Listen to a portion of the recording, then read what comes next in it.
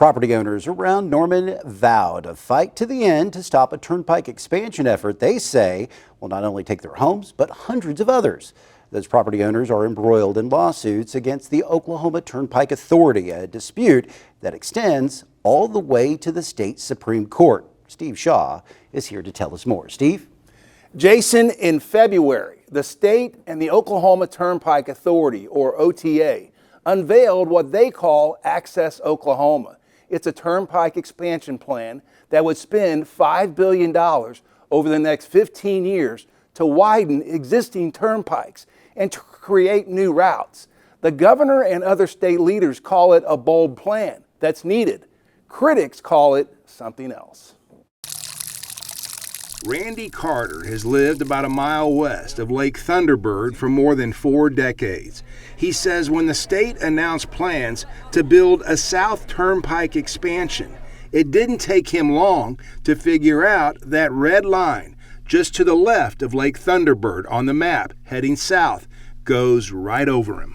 The south extension is going to go right through my living room. I will lose my whole home and all the property, and also the home I built next door as well. I've lived on this corner since probably 1979, and I guess I'm just a little bit attached to it. Carter is part of a grassroots group that calls itself Pike Off OTA. They're fighting the OTA's Access Oklahoma plan, both in district court and in state Supreme Court. There was no communication, no citizen input whatsoever on where the turnpike would go, whether it's needed. Their engineering is faulty. They haven't done proper studies. They don't know the impact that it will have on the environment.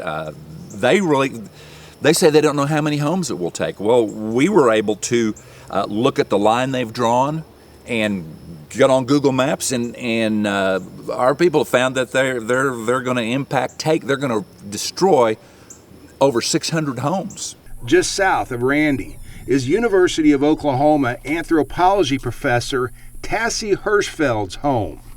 Tassie and her husband Corson bought their land and built their home in 2005. Did you know that this was coming? No clue.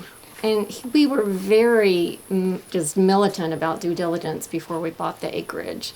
We met with the city, mapped all the abandoned wells, and just talked to 2 different attorneys. Nothing came up ever. It was never a remote possibility. That a turnpike could be roaring through here. Right. No indication, no hint. Again, we met with 2 attorneys, all the title work, everything. There was nothing. Corson Hirschfeld died from a terminal illness 2 years ago. I cycle through all the phases of grief all day, every day. Like, some days I'm really angry. Some days I'm really sad. Today I'm more angry. But it's just been this crushing, soul-crushing experience that I never could have anticipated. And the timing was just so horrendous. Coming out of a pandemic, I've basically been housebound for 2 years, lost my husband, and now they want to put a turnpike right here that will destroy the beauty of this property that I'm so attached to. Who does that? Darla and Cedric LeBlanc's home, an exotic plant business they say also sits on that red line. It's going to go straight through my living room. It would wipe out our acreage. We have 2.5 acres that we live on, so we wouldn't get to live here anymore. It would destroy our business and our family home. One of the big reasons for at least some of this is the state says it will take pressure off of I-35. They just can't widen it anymore because of all of the development that's taken place over the past 3 or 4 decades. Joe E. Kelly is Deputy Director and Chief Engineer of the Oklahoma Turnpike Authority. And Oklahoma City and the metropolitan area is the 20th largest city in the nation and continues to grow today. We have to build additional roads to serve that population growth. E. Kelly says it's never easy mapping out turnpike extensions, but they offer fair market value for properties they take.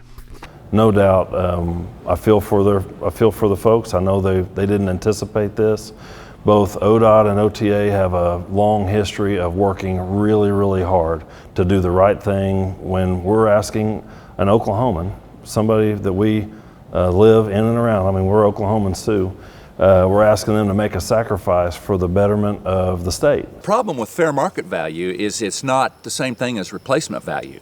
To find a property like this many acres in a comparable situation, they're few and far between in the Norman city limits. It's likely to run a lot of people out of town. Rob Norman is an Oklahoma City-based attorney who represents Pyckoff OTA. The sacrifice is not being made for the betterment of the state, is what I would say. The sacrifice they're asking people to make is to give up their individual liberty and to give up their homes and their businesses for a set of turnpikes that are legally not authorized. In other words, the OTA's efforts here violate the rule of law, violate representative democracy principles, and they're also not necessary. In this case, and with turnpikes and infrastructure like this, like an alternative route to I-35, this isn't just about Oklahoma. This is about interstate commerce and interstate travel to and from Texas, headed north and east, and headed from Arkansas that's trying to get down to Texas, any of those directions. We know that we're asking people to make a sacrifice. I have not been treated this badly by a government agency since I lived in Cuba in the 1990s. Like, that's the level of contempt that they have shown for us out here. And the OTA and ODOT are moving down a path differently than they have moved down in the past. And this kind of gets into the politics of the deal. This time around, the OTA and the executive branch of Oklahoma's government are telling us what they're going to do. And too bad if we don't like it. The OTA has been sued numerous times, and ODOT on new highway alignments, and to my knowledge, the Turnpike Authority has never lost. Nobody's clear on how long this process will drag out in the courts. OTA Deputy Director E. Kelly says they've done environmental studies.